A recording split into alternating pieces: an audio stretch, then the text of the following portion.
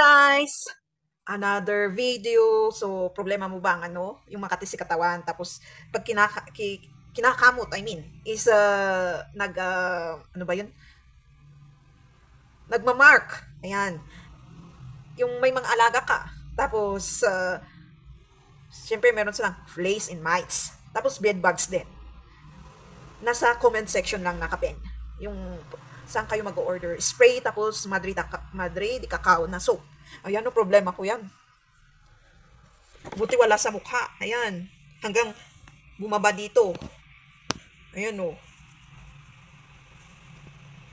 So, dahil sa experience ko din, panggulo sa isip din. Yang, nung naniwala na tayo ng kulam, ganun. Yan ang, natin, isa sa topic natin ngayon. Yang, alam mo na kung paano sila magkulam dito sa atin. Kasi, hindi lang naman sa ibang bansa, dito rin. Kung may matsambahan ka at pag kunwari, may mga lasing na tao sa paligid dyan, naglakad ka, natsambahan ka nila nang wala ka namang ginawa sa kanila. At ikaw yung binugbog dyan. Ay, yun yung isang ugali natin na hindi natin matanggal-tanggal. Yung walang ginagawa yung tao sa atin, siya ang pinagdiskitaran at ganun din sa online. So may nakita ako sa online na ganun. Yung mga witches daw dyan is kasi online na sila ngayon tumitingin. Kahit nga picture, di ba, ginagamit. Gagawa ng ritual, black magic, kulam, etc. Kung anumang klaseng ritual, cultural ritual kung meron sila. And ang mastermind dyan is, of course, kung saan ang may witches na sinasabi nila. Westerns, Europes, and may group na sa Facebook Nabanggit ko din yung groups na may satanic group, ganito, ganyan, and all over the world. Nag-member ka doon nang hindi mo alam kung paano gawin at anong ginagawa nila. Malay mo, binabayaran mo nga sila para hintong tao, pero hindi mo alam na ikaw din na nagbabayad sa kanila. Kung type ka nilang gawan ng ganun. So, ayan. Ang Panginoon lang ang ating panglaban sa kanila. Yung faith and believe natin sa Kanya. Kasi kahit sabihin natin, past testament na yan, dapat walang gumagawa na ng ganito, ganyan. Ang tigas ng ulo nila Ginagawa at ginagawa pa rin nila. So, katulad ng sinabi ko, yung magic nila is pumupunta sa universe. Ang kumukuha ay tao, buong mundo. Minsan nga yung ritual na binibigay nila ay sa isang country para magkagulo sila. Pero hindi pa rin nananalo, di ba? May chaos nga. Pero hindi pa rin naman napapabagsak. Parang naapektuhan lang yung ugali. Kung magsama yung tao, lalong sumama yung tao. Kung mabait yung tao, may dumadating na masamang tao sa mabait na tao na yun para yung mabait na tao na yun mawala sa landas din. So, ang Diyos lang talaga ang kailangan natin. Always pray. Bago gumawa ng video. Or paggising, pagtulog. Lahat ng gagawin ko, God, sa araw na to, bukas, minung-minuto, oras. Maganda man, pag hindi, patawarin mo ako. At the future, natin sa Diyos, sa prayers natin. Kasi baka isa ka din, matsambahan nila, katulad ko. So, ayan. Ganyan din, panggulo sa isip, yung mga sitwasyon na nangyayari sa atin. Kasi, nag-50-50 yung isip ko Oo, sa mites at ganito kasi matagal akong hindi umuwi. Mag-1 year na, tapos lang natutulog sa kwarto ko. And, of course, yung experience din na nakwento ko, ayan, panggulo. So, ang Diyos lang talaga din ang panglaban natin. Na, God, kung ganito ang iniisip ko, patawarin mo ako. Or, hindi sana iyon na yung isang iniisip ko ang totoo, kundi ito. So, gagawa ka ng paraan para malaman mo yung totoo kung kanino doon sa dalawang iniisip mo. Hindi lahat ng iniisip is diretso iyon na. Minsan yun din yung paraan panggulo ng evil energy. Para minsan nililid din tayo sa hindi maganda eh. Kaya yung iniisip natin is mamanifest na i-hate natin yung taong yun. Kung kunwari, bigla kang may nakaaway, nakakilala, tapos may nangyari sa'yo. Ay, baka yung ano na to, yung kinaaway ko na yung may ginawa sa akin. Hindi lahat. Minsan, yung sitwasyon na yun, gumawa yung evil energy ng paraan para may mangyari sa'yo at mapagbintangan mo yung kinaaway mo. So, God is always the answer also. Pray before, kung naisip mo na yun, pray para ma-enlighten ka, ma-awaken ka na sinasabi nila.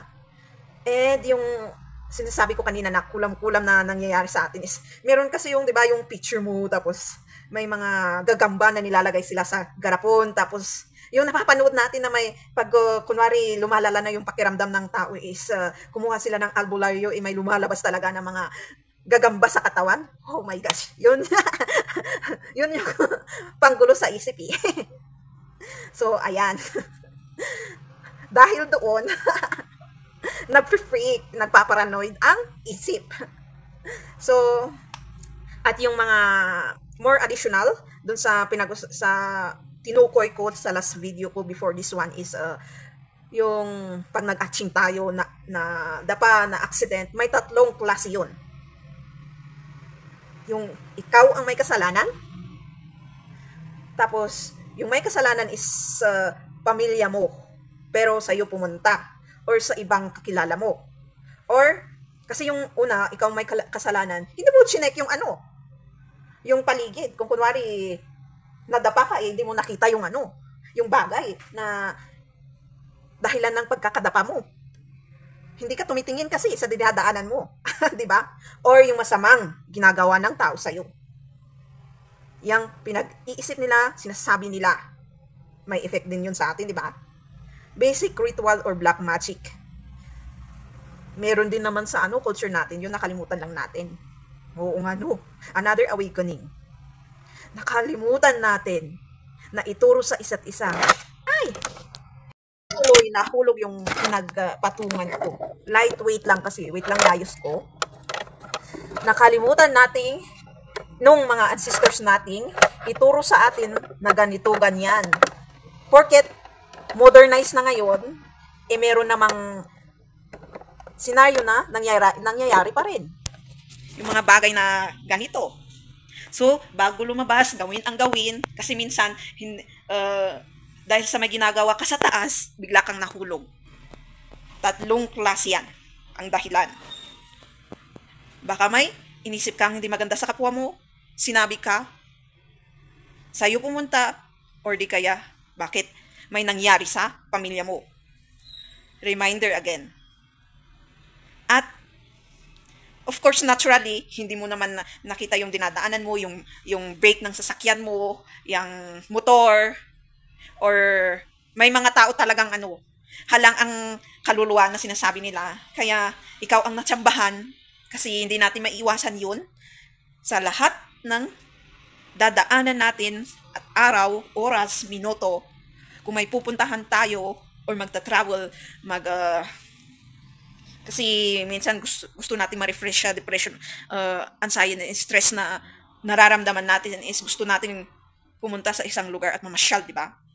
Hindi mo inaasahan, lalo pag beach, nalunod ka. Or may mga taong halang ang kaluluwa, may ginawa sa'yo. Pwedeng may bumabagabag sa isip ng taong yun, or matsambahan ka din ng yung mga ritual, black magic. Every country ay meron ganyan. May mga napapanood ako na sa movie na, kasi movies, hindi yun totoo kung hindi nakita ng tao eh.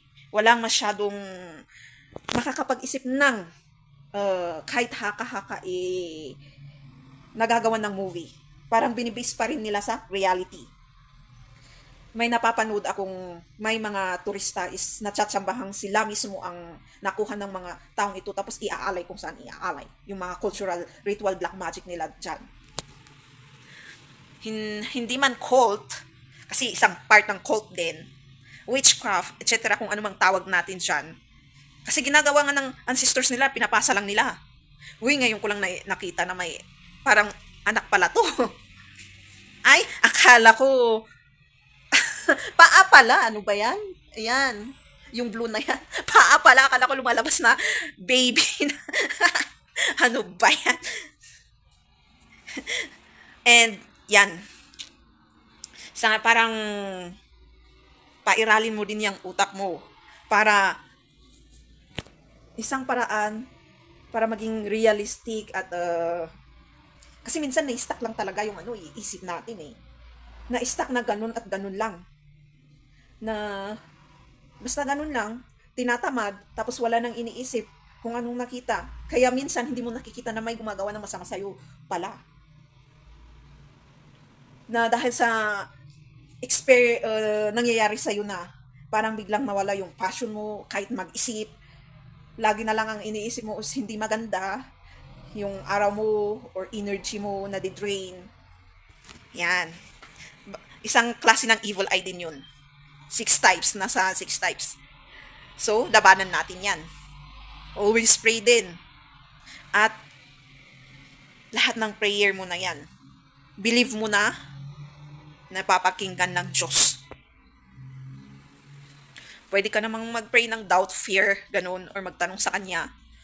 Kasi lahat naman tinatanggap niya.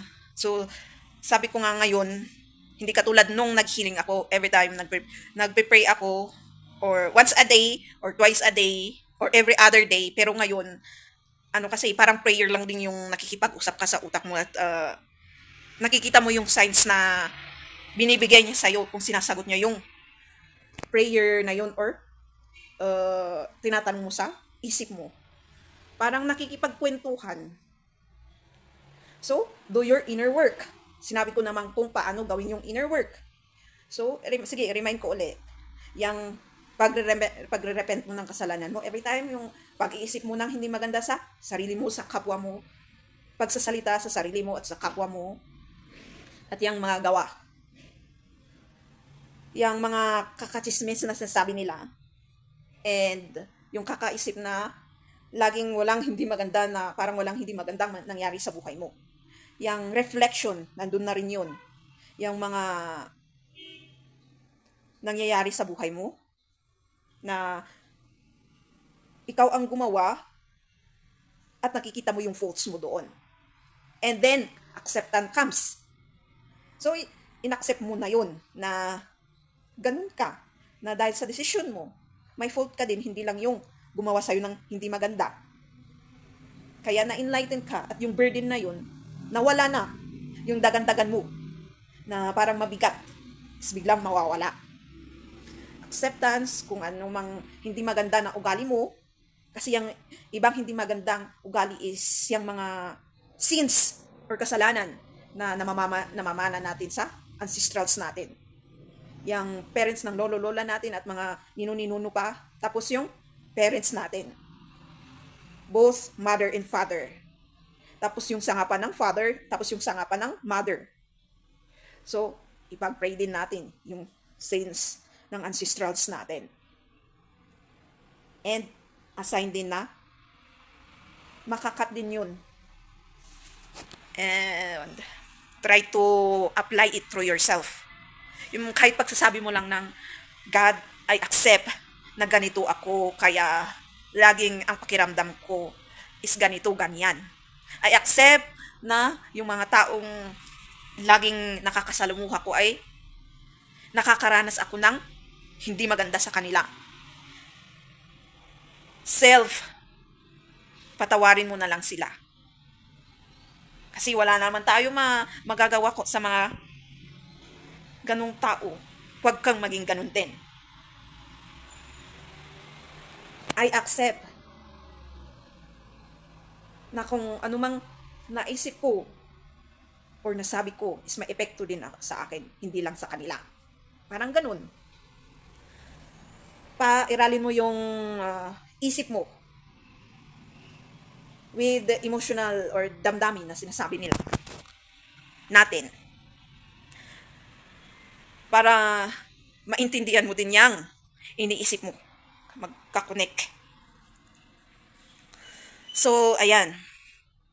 So, guys, sa tingin ko, ang dami ko naman uling nasabi. And, sa mga kabataan dyan,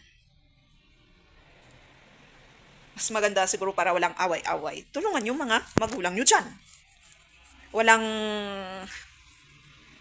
teka-teka lang. At iwan yung cellphone. Kasi minsan yan yung minsan yan din yung nagpapa laziness sa atin na hindi natin gawin yung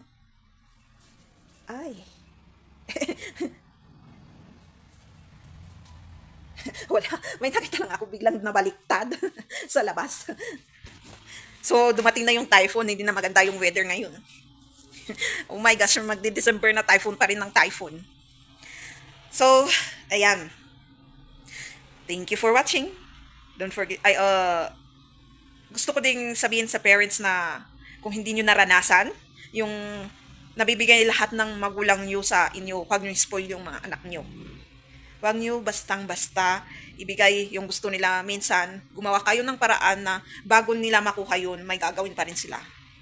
Parang reward. Kasi gano'n din naman pag di ba, gagawin mo yung trabaho mo pag mag-apply ka. Ang reward is ang salary. At sabihin mo na lang directly sa bata is maghanap ka dyan ng gawin mo. Para yung bata mismo, yung mag-isip kung saang banda niya or anong gagawin niya dyan na tasa bahay niyo yung minsan kasi yung ituturo natin kung anong gagawin niya is doon nasasanay yung bata kaya sa pagtrabaho. Kailangan, kasi meron yung mga ibang boss na ayaw nila yung lahat na lang ng gagawin ng empleyado nila is sasabihin nila. Yung maiinis yung boss. Oo, meron talagang, mostly ganun.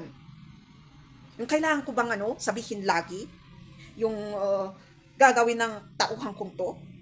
Wala bang independent na pag-iisip na hindi ko kailangang utusan? Ganun po. Or kung may business kayo, sabihin nyo sa kanila na tumulong kasi sila din maghahandle. Di ba?